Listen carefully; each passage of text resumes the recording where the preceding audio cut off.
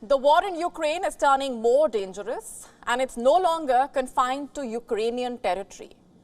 It has now also reached the Russian capital.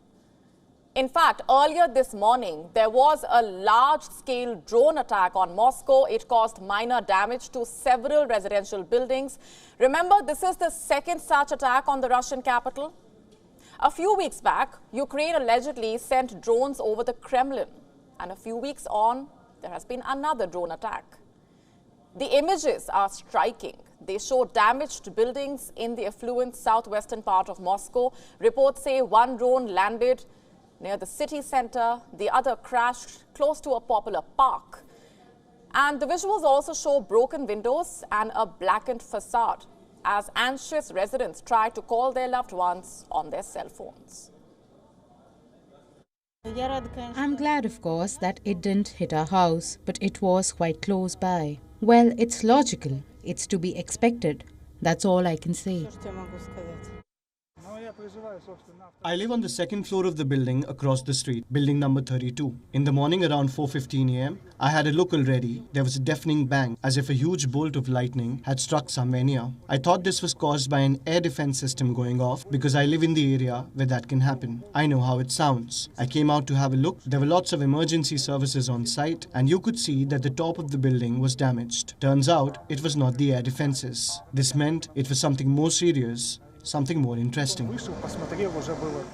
We have a building site here where work goes on 24 hours a day. People working the night shift say that at around 4 a.m. there was a bang so loud that people sleeping nearby almost fell out of their beds. It was a very loud explosion. A bang, as they say.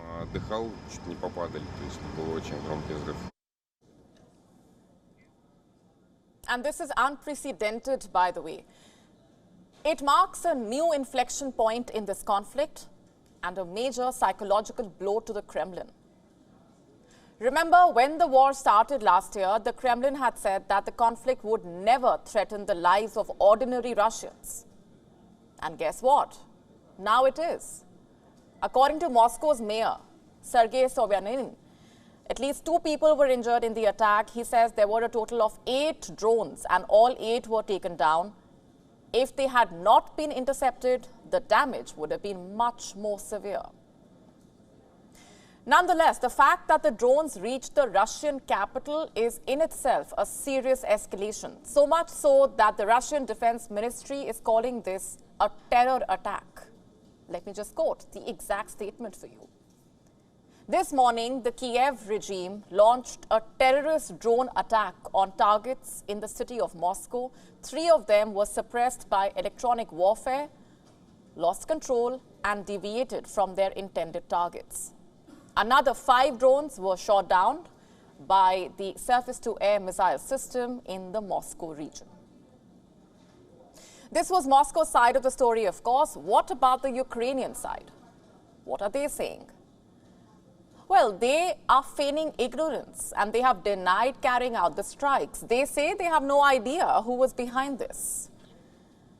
And the timing does not help the case. Just 24 hours before these strikes, there was a daytime attack on the Ukrainian capital. The Russians fired a barrage of missiles, sending panicked residents running for shelter. 1 person died, several others were injured. Were the drone strikes on Moscow in response to this attack? Was it a tit-for-tat move? Well, it certainly seems like that. The Ukrainians may deny this, but the Russians, frankly, don't care much about their denial. They are in no mood to let this attack go unanswered, more so because of the weapons that were used. You see, the drones that landed in Moscow, who gave them to Ukraine is the question. Kiev will say the Turks. But Moscow believes they were given by the NATO, most probably America. And so far, it has not revealed the details of the drones. But if they are indeed American in origin, then matters are set to get worse because this violates a red line, a line set up by America saying its weapons should not be used beyond the borders of Ukraine. And they should only be used to defend Ukraine and not attack Russia.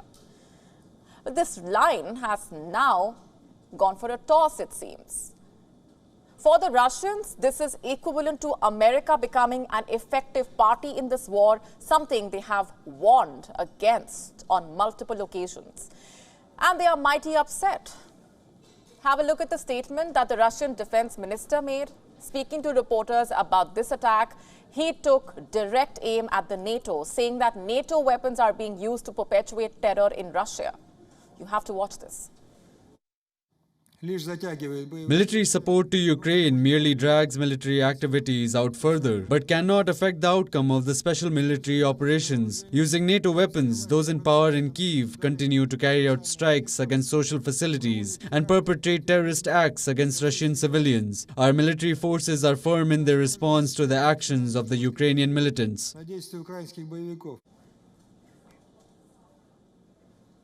So what happens now? The West is certainly uneasy about what lies ahead. Ukraine has struck the heart of Moscow. How can there not be a reaction?